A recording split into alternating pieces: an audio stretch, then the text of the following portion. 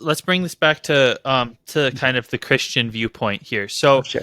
in terms of how evangelization and just bringing about, you know, awareness of the kingdom of God, so to speak, in Web 2, I think that the ball was dropped in terms of like when the Vatican started putting all the documents on the internet, when the Bible started becoming more accessible.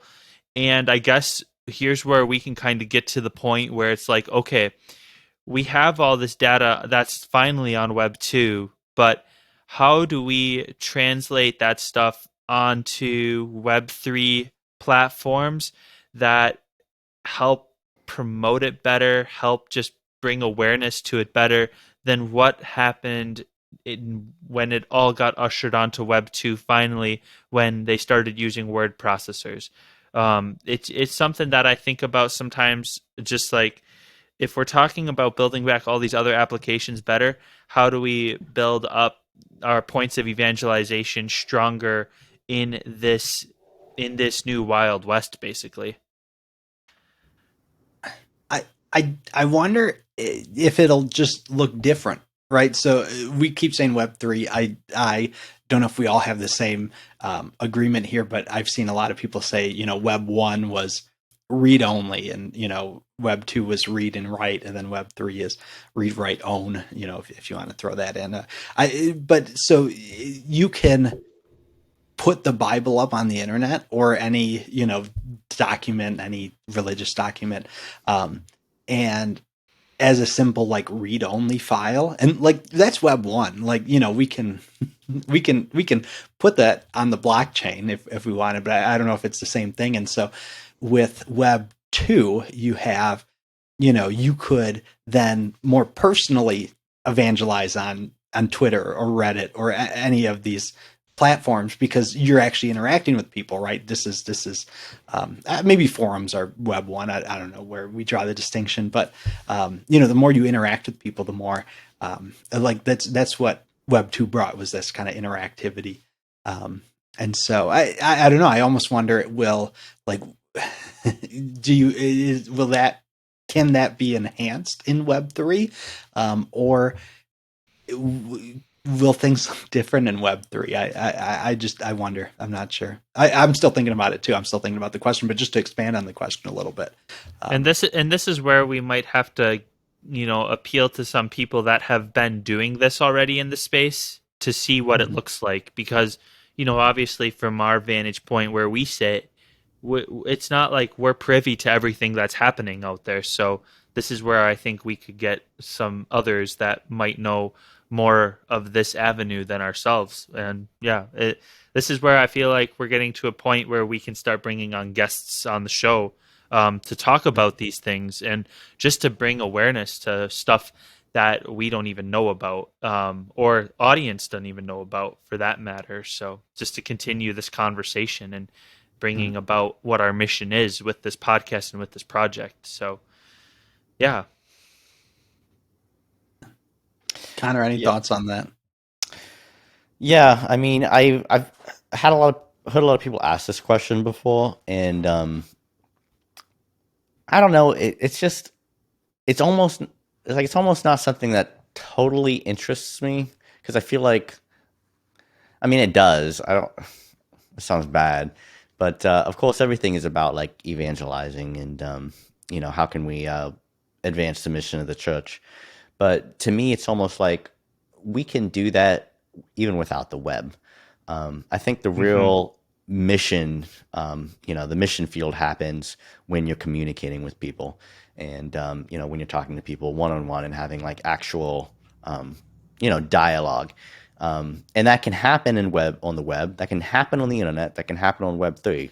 The mission of the church doesn't really have to change as the technology changes. We can just start to use technologies in different ways. So that's true. And I guess I feel like there's people out there that are kind of given that mission to do that.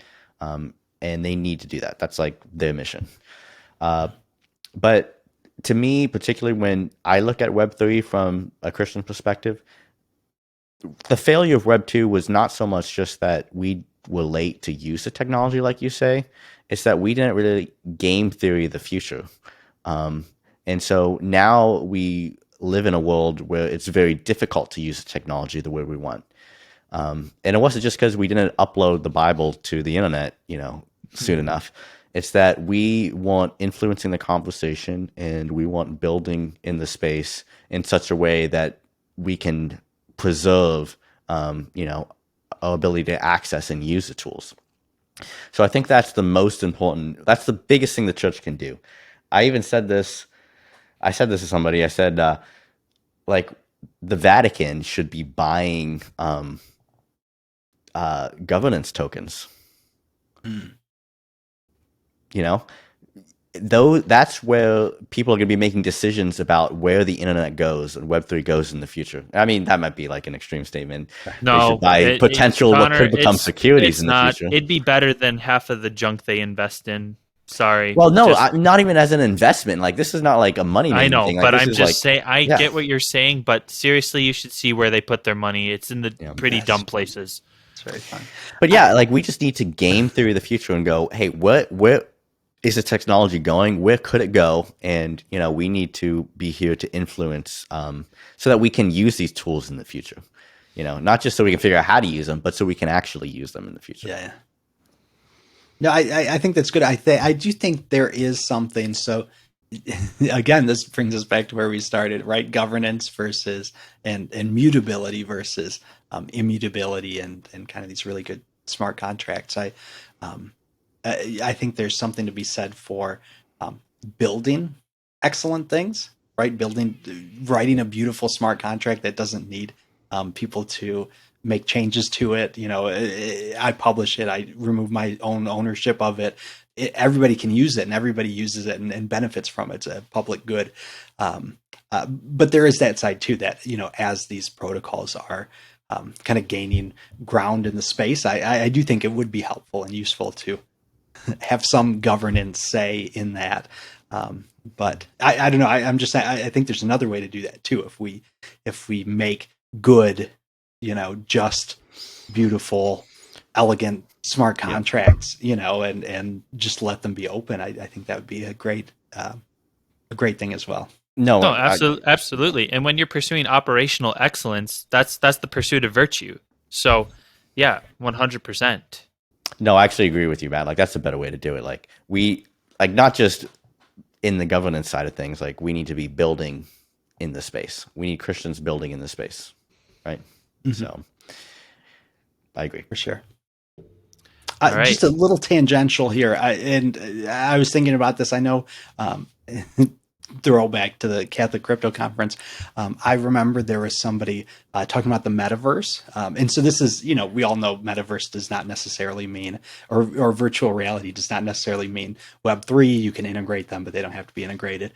And I do think that, when we talk about meeting people and talking to individuals, I think the more that people want to upload themselves into this space, I think the more important it is to be in those spaces they're uploading themselves to, which is good. And then, especially as these, and then again, talking about building excellent things, I think building beautiful things in virtual reality, I think will definitely appeal to people.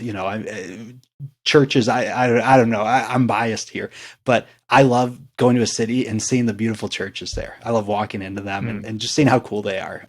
And so I think if we, even if we just build beautiful looking spaces in a metaverse, it would attract people. People would want to come just to look at it.